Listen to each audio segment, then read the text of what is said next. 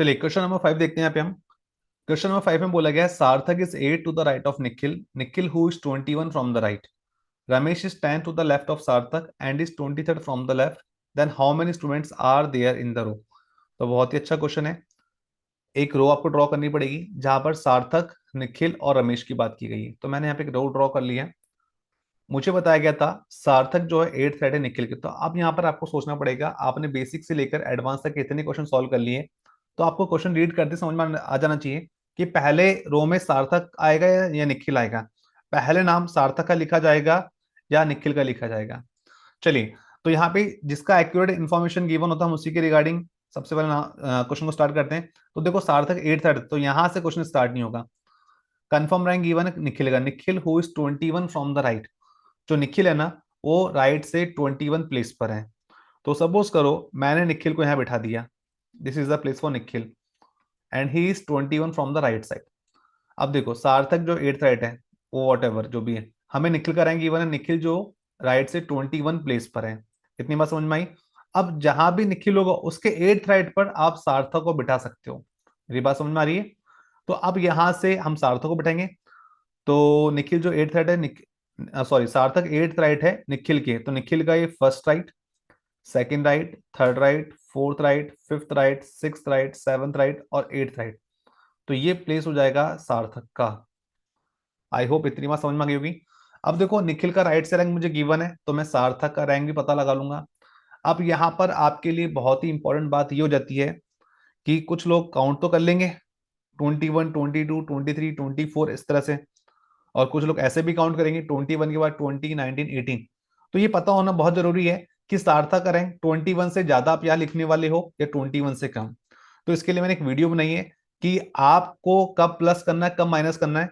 तो उसकी वो वीडियो आप जरूर से देखिएगा। अगर आपने वो वीडियो नहीं देखी है तो आपको ये सेशन समझ में थोड़ी सी दिक्कत आ सकती है। अब देखो हम राइट से राइट की तरफ मूव ऑन कर रहे हैं, इसका मतलब पर्सन एक स्थान पीछे आएगा तो रैंक डिक्रीज होती चली जाएगी। ये 21 है तो ये 20, 19, 18, 17, 16, 15, 14, 13। आप चाहते तो डायरेक्ट ऐसे भी कर सकते थे, 21 में से 8 को लेस कर दीजिए, तो 21 में से 4 गए 17, 17 में से 4 गए 13। तो यहां से भी हम सार्थक का रैंक पता लगा सकते थे। चलिए ये वाली बात तो क्लियर हो गई, इसको मैं ऐसे हटा लेता हूँ। अब मुझे सार्थक का और निखिल का राइट से रैंक पता है। क्वेश्चन को मैंने यहां तक ही रीड किया था, वो बात आ चुकी है। आगे क्वेश्चन ने बोला Ramesh is 10th to the left of Sarthak. अब सार्थक के 10th लेफ्ट पे कौन है, रमेश है। तो ये सार्थक है, तो मैं मान लेता हूं कि सार्थक के लेफ्ट साइड पे कौन मिलेगा, मुझे रमेश मिलेगा। ये रमेश आ गया। 10th लेफ्ट बोला, first left, second left, third left, fourth left, fifth left, sixth, seventh, eighth, ninth और 10th लेफ्ट। तो मुझे यहां से रमेश का रैंक मिल जाएगा। अब अगर मैं एक स्थान आगे आऊंगा, एक प्लेस आगे आऊंगा, तो रैंक क्या हो जाएगा, 13 के बाद 14, 15। इस तरह से जब मैं काउंट करूंगा तो मैं रैंक निकाल सकता हूँ। जब मुझे क्वेश्चन ने बोला है कि सार्थक के 10th लेफ्ट पे रमेश बैठता है, अगर हमें सार्थक का रैंक राइट से गिवन तो मैं रमेश का रैंक भी राइट से निकाल सकता हूँ। 10th लेफ्ट बोला है यानी कि 10 स्थान आगे, तो 13 में अगर आप 10 जोड़ दोगे तो आपको रमेश का रैंक मिल जाएगा 23। अगर आपको फिर भी नहीं समझ में आया तो फिर से बेसिक से देख लो। ये 13 है तो ये 14, 15, 16, 17, 18, 19, 20, 21, 22 एंड 23। इतनी बात क्लियर है ना। हमने काउंट करके भी देख लिया और डायरेक्टली ट्रिक की हेल्प से भी देख लिया। क्वेश्चन यहाँ तक हम रीड कर चुके थे। Ramesh is 10 to the left of Sarthak. आगे बोला गया and is 23 from the left. अच्छा कोई मुझे बताएगा ये एंड इज किसके लिए बोला गया, एंड इज ये रमेश को रिप्रेजेंट कर रहा है, रमेश के लिए बोला गया है। यहाँ पर ये जो 23 लेफ्ट है ये किसके लिए बोला गया, रमेश के लिए बोला गया कि रमेश जो है लेफ्ट से 23 प्लेस पर गिवन है। तो देखो जी अब आपके पास में एक ही व्यक्ति के रिगार्डिंग लेफ्ट भी आ गया और राइट भी आ गया। तो हम क्या निकाल सकते हैं, टोटल रैंक निकाल सकते हैं। टोटल निकालने का फॉर्मूला L+R-1 होता है। 23 + 23 करोगे ये होता है 46, 46 - 1 कर दोगे you will get total number of person in a row is 45। तो हमारे इस क्वेश्चन में हमसे पूछा गया था how many students are there in a row, तो आंसर हो जाएगा 45। क्लियर है। अब हो सकता है क्वेश्चन में आपसे पूछ ले कि बताओ भाई निखिल का लेफ्ट से रैंक क्या होगा, सार्थक का लेफ्ट से रैंक क्या होगा, ये आपसे पूछा जा सकता था। तो आपके पास में टोटल है 45, आपके पास में राइट से रैंक गिवन है 21 निखिल का, तो लेफ्ट निकाल लेंगे। लेफ्ट निकालने का फॉर्मूला आपको पता ही है, लेफ्ट इज इक्वल टू क्या होता है, टोटल माइनस राइट +1 कुछ ही होता है। तो बस फॉर्मूले में वैल्यू को पुट कर दीजिएगा, 45 में से 21 को लेस करना, देन उसमें +1 करेंगे। 5 में से 1 गए 4 आ जाएगा, 4 में से 2 गए तो 2 बचेगा, 24 + 1 करोगे 25। एक तरीका तो ये।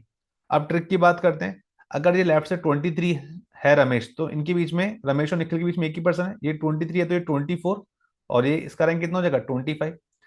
23, 24, 25, ये लीजिए डायरेक्टली आंसर आ गया।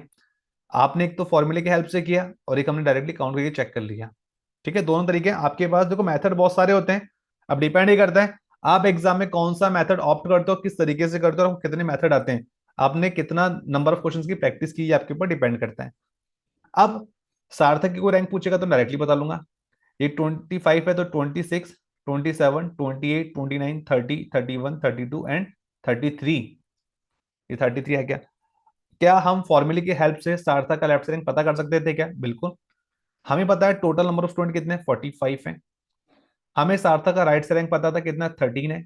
अब क्या करेंगे, डिफरेंस निकाल के +1 कर देंगे, क्योंकि लेफ्ट निकालने का फॉर्मूला क्या होता है, टोटल माइनस राइट +1 होता है। तो 45 में से 13 का प्लस कर देना, जो भी आएगा +1 कर दीजिए, you will get the rank of सार्थक फ्रॉम द लेफ्ट साइड। तो देखते क्या ये आंसर हमारा सेम मिलेगा। 5 में से 3 गए 2, 4 में से 1 गया 3, 32 + 1 यदि हम करेंगे तो हमें कितना मिलेगा 33। तो हमने भी कुछ यही लिखा था 33, तो हम डायरेक्टली भी चेक कर सकते थे। अच्छा, अब मेरे पास में सारी इंफॉर्मेशन जब आ गई थी, तो क्या मैं टोटल केवल रमेश की हेल्प से पता कर सकता था या निखिल और सार्थक की हेल्प से पता कर सकता था? बिल्कुल, मैं अब निखिल और सार्थक की हेल्प से पता कर सकता हूँ। और दूसरी बात ये, क्या मेरा जो आंसर आया 45 वो बिल्कुल सही है? अगर मुझे क्रॉस चेक करना पड़े तो मैं निखिल और सार्थक से भी टोटल नंबर ऑफ पर्सन पूछ सकता था रो में क्या है। ठीक है ना? और अगर मेरा आंसर 45 इस डेटा से आया तो इनसे भी मेरा आंसर 45 का आना चाहिए, तभी आपका आंसर सही माना जाएगा। अब चेक करो कितना होता है। 20 + 20 40, 40 + 5 45, 45 + 1 46, 46 में से 1 लेस करेंगे कितना मिलेगा 45 मिल जाएगा। फॉर्मूला यही तो होता है, लेफ्ट प्लस राइट -1, इन दोनों को जोड़ दो -1 कर दोगे तो आपको मिल जाएगा 45। तो यहाँ से भी सही आ रहा है। यहाँ से चेक करो, 33 और 3 कितना होता है 36, 36 और 10 कितना होता है 46, 46 में से 1 लेस करेंगे तो कितना मिलेगा 45। तो यहां से भी हमने सही आंसर निकाल दिया। तो दिस इज द वे कि हमको क्वेश्चन कैसे सॉल्व करना है। आपको केवल इतना याद रखना है कि प्लस कब करनी रैंक, माइनस कब करनी। जैसे 23 से मैं यहां तक पहुंचा तो मैंने प्लस किया, और जब मैं 21 से 13 जा रहा था तो मैंने माइनस किया था। तो बस अगर आपको रैंकिंग के अंदर ये चीज का अगर पता है कि कब प्लस करना है कब माइनस करना है, तो आपका आंसर सही आने से कोई नहीं रोक सकता है। चलिए, इस वीडियो में फिलहाल के लिए इतना ही, कंटिन्यू करेंगे हम नेक्स्ट वीडियो में।